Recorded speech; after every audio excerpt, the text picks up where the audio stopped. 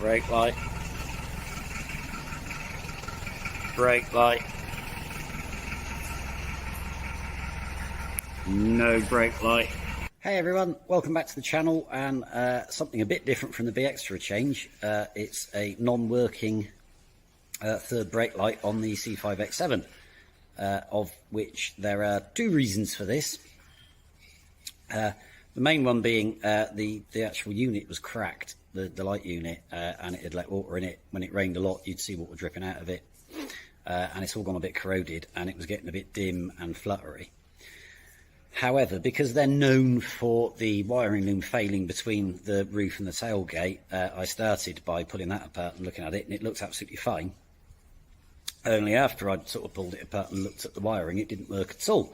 And it turns out the wiring wasn't that great. It's just where it comes out the little rubber sleeve. And me yanking it about had actually pulled the bloody wire apart. Yay. So I ordered a new light anyway, because it was cracked and not the best, which was £109.78 from Mr. Citroen, which, if you need one for an X7 Tourer, the part number is 6351HH. So anyway, it's what should have been a simple job has, as usual, turned into not quite so simple a job, mostly because I've never taken the tailgate apart on one of these before. I have now. Fun times. No. So anyway, the washer tubes on these things are like corrugated plastic, and they break and they're crap. This one had already been repaired before I bought it, and oddly enough, when I was putting it back together, it all fell apart. So I've had to bodge that with some silicone tube. And I snapped off lots of clips because they are the tightest, stupidest clips in the world. So I'm now sort of into putting it back together and hopefully going home, because although it looks bright, it's getting quite dark. So anyway, here's how you swear a lot and what to check if your high-vis brake light packs up in your C5 X7 Tourer. On the C5, well, the X7 anyway, you've got the Tourer. So you've got this loom, which does the heated screen and the lights and the electric tailgate and all that sort of shit. And then you've got a separate loom, which is purely for the high-vis brake light, which I don't know if you'll be able to see it, but it has a broken wire right where it goes into the tailgate. So I think the lid's the spoiler's gonna have to come off anyway to be able to get into it. I've actually bought, for the princely sum of £109.78, a new stoplight, because this one is cracked. I'll show you that when I get it out, if I can get it out. I believe, I don't have a handbook for one of these, I'm not sure they actually made one, but I believe you've got to take all of this plastic trim off, because there's some Torxes underneath here that hold the spoiler on. So it's going to have to come off to repair the wire anyway. And I have a new stoplight because that one is cracked and it's getting some corrosion into it. So we will have a go. Again, this should be easy. I don't know. We'll have a go at getting this trim off. I've never taken this trim off of one of these. I'm guessing it's just clipped in, but I guess we'll find out. I'm not entirely sure you've got to take the bottom piece off as well, but I've taken the bottom piece off and have... Those clips are ridiculous, so I've managed to snap 1, 2, 3, that one's still stuck in there, 4, 5, 6 clips. I'm not entirely sure I've got any, but what that leaves you with is this. So there's the motor that opens the tailgate and, well, closes the tailgate. It's a beast. I mean, it is genuinely, that's an absolute monster. Well, there's also on the lower bit 4 little Torx screws, 2 each side under some plastic clips by the handles that locate in to there. Anyway, with all that shit out the way, it gives you access to what you could already see before, which is a Torx screw there and there and there and there. So I'm assuming they're the only ones I can see, that you take them off and then you can lift the spoiler, I'm assuming. I mean, there's only one way to find out, right?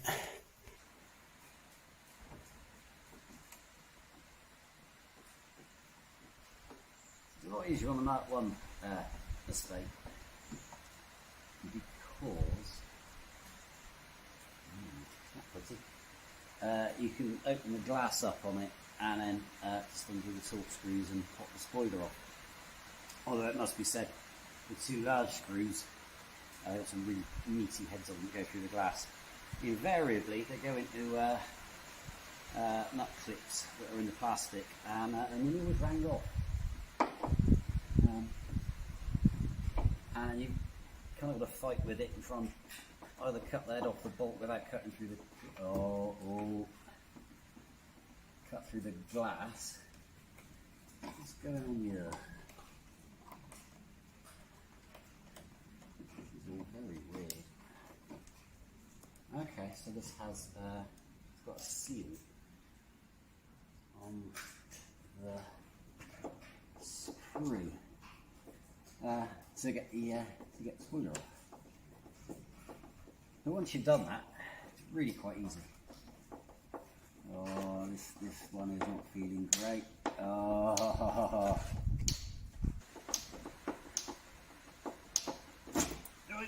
There you go.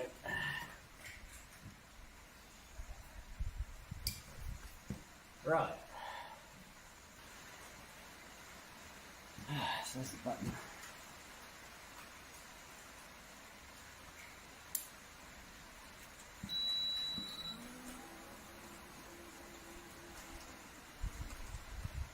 So,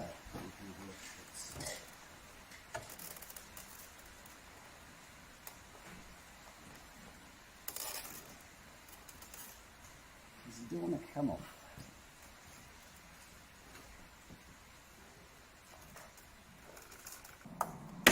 Well, there's something. And there's something else. Okay, something else as well. Right, so now it's okay, so it's also hinged. In there, obviously.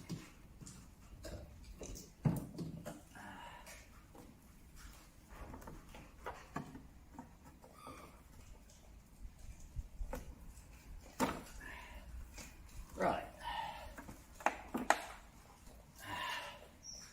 So there we go.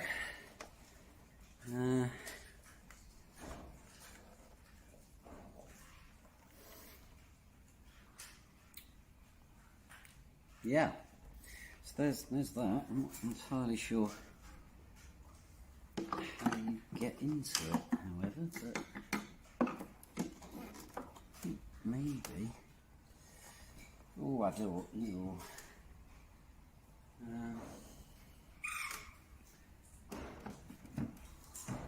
Should we have a look at the expensive new one? There's that's what 110 quid gets you these days. So the screws have to be kind of under here, so it must be that this cover needs to come out. Oh, hello. Okay, so that bit kind of moves with the lamp. So yeah, it kind of,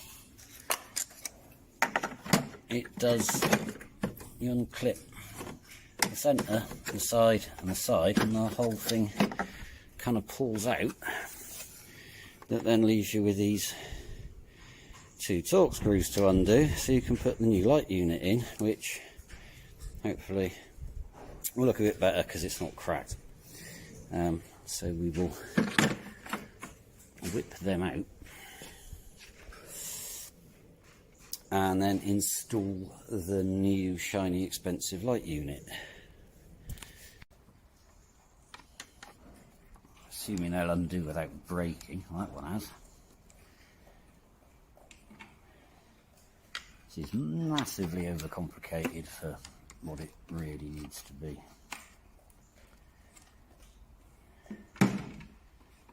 So that then, okay, it all comes apart, and you've got the washer tube. The new light comes with that loom, so I'll leave that be. I can see why now. I'm not quite sure why they bothered to put a plug there. They could just have a loom. So the question is, can we get this tube off? Oh, yes we can, after a bit of a battle. So let's go and get the new one. I think you'll agree, it looks prettier, doesn't it? So we'll reinstall that. I can't remember which way it's supposed to. I think it's supposed to go that way.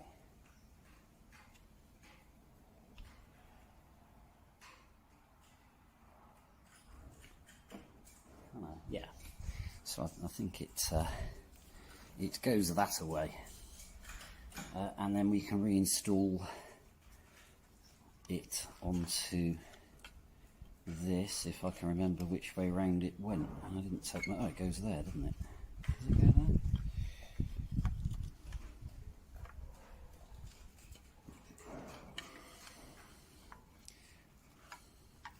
Yeah, okay. Yeah, so it goes that way. There's a little tang look that it fits into, so it goes that way. So I still managed to nearly get that wrong. That goes through there, and that then goes back into there, and we can put the torque screws back in it.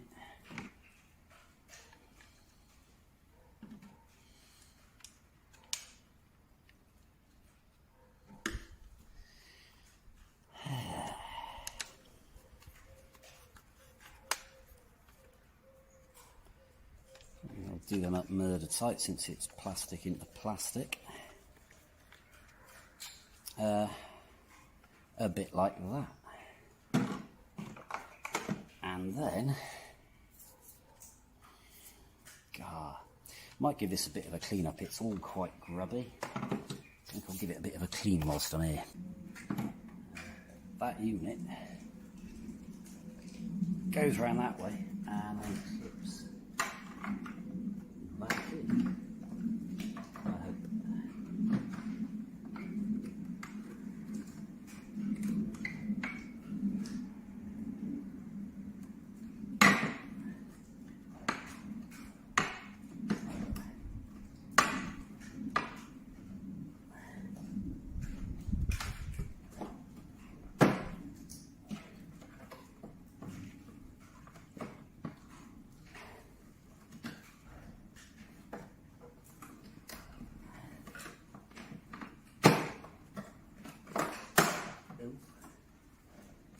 Sounds really very creaky.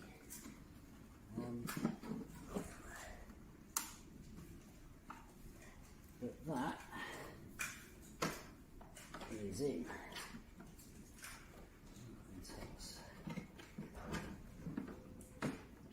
So that's quite self-explanatory.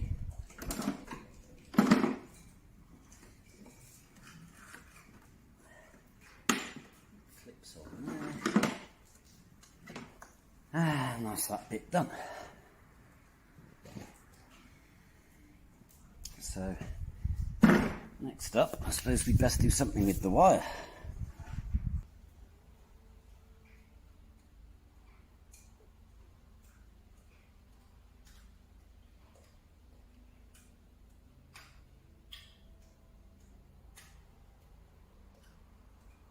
Oh my God, they're doing Christmas songs next door.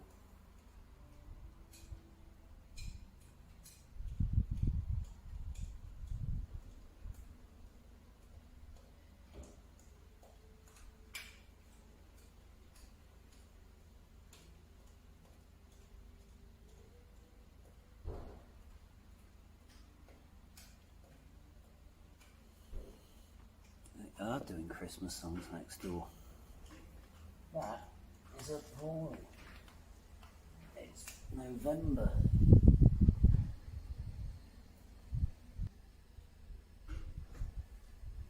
That is genuinely depressing. Christmas songs.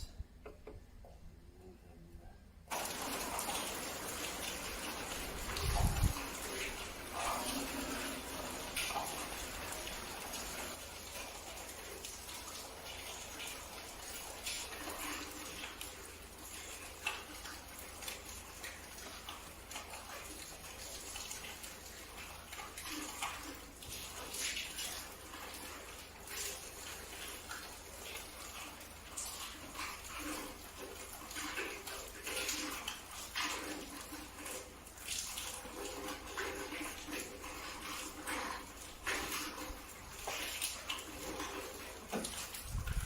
Maybe before I solder that up or heat shrink it, probably ought to make sure that the light moves.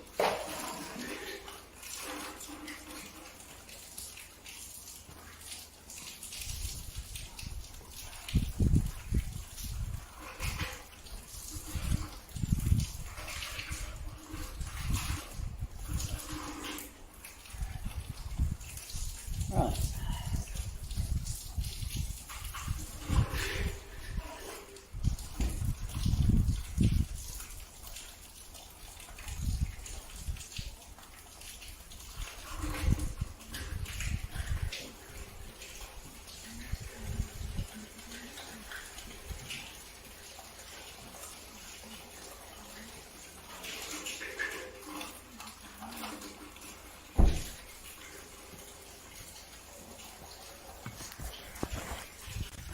Brake light, brake light, brake light. Woo! There we go. So heat shrinked. I've actually run the heat shrink over. There's like a little tab that comes out of the bellow that the wires poke out of. So I've heat shrinked it over the end of that bellow just to seal it, in the hope that it won't get water in and die again. So now all I've got to do is remember how to put all this shit back together. And of course, whilst putting it back together, the tube for the screen wash broke. It's already been repaired before I bought it, except it's now snapped down there. It's this cheap plastic crap that, well, yeah, there you go. It's just absolute shite. So we may as well fix that whilst we're here and all. So I've got some silicone tube instead. So not ideal, but you know, better than nothing. So now I've got to try and get that clip out of there, because it sort of stayed where it was, and that clip out of there. There is a couple of broken ones, but I'll swap them about so the broken ones are in the bottom piece, because that's easier to whip apart and change. So let's do some clip swapping and put it back together. So this piece of trim,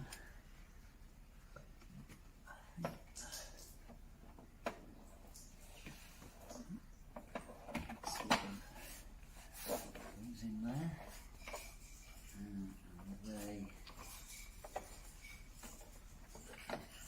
you can't see what you're doing, because there.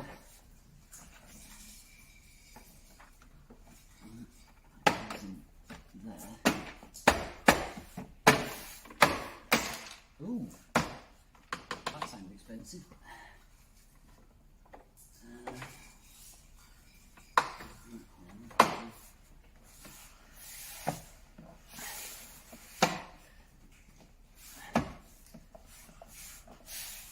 So yeah,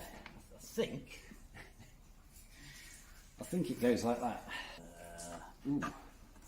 Of course, before I get too carried away, I better whip the switch back out.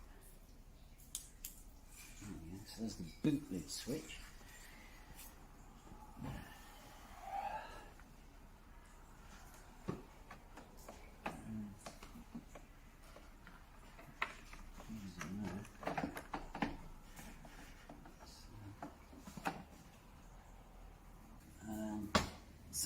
a couple of clips to replace because I broke them, because they're bell ends. However, I've left them in this bottom piece because this bottom piece is easier to get at. Ridiculous.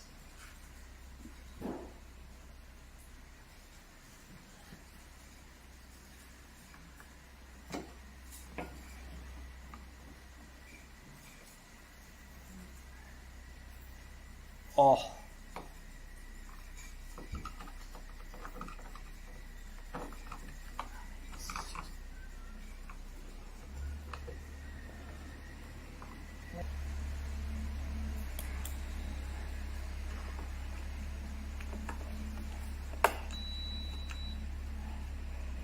Switch. Done. Right. It's not really aided by the batteries and the torch being flat again. It's a really good torch, eats batteries. Right, so I suppose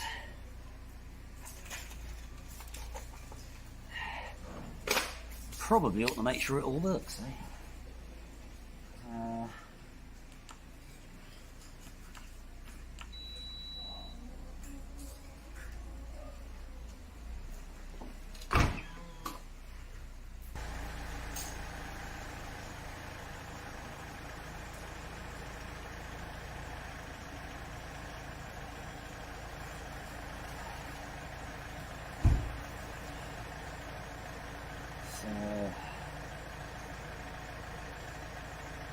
Well, that one still works.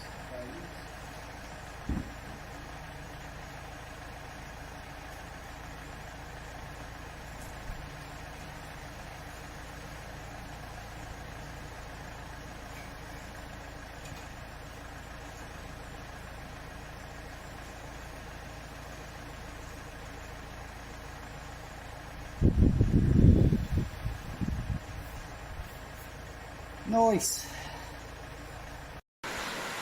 Well, it's winter time again, kids, and it's absolutely pouring down again.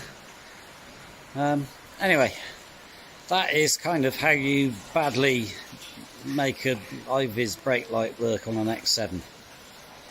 In the pouring rain and having broken several clips off.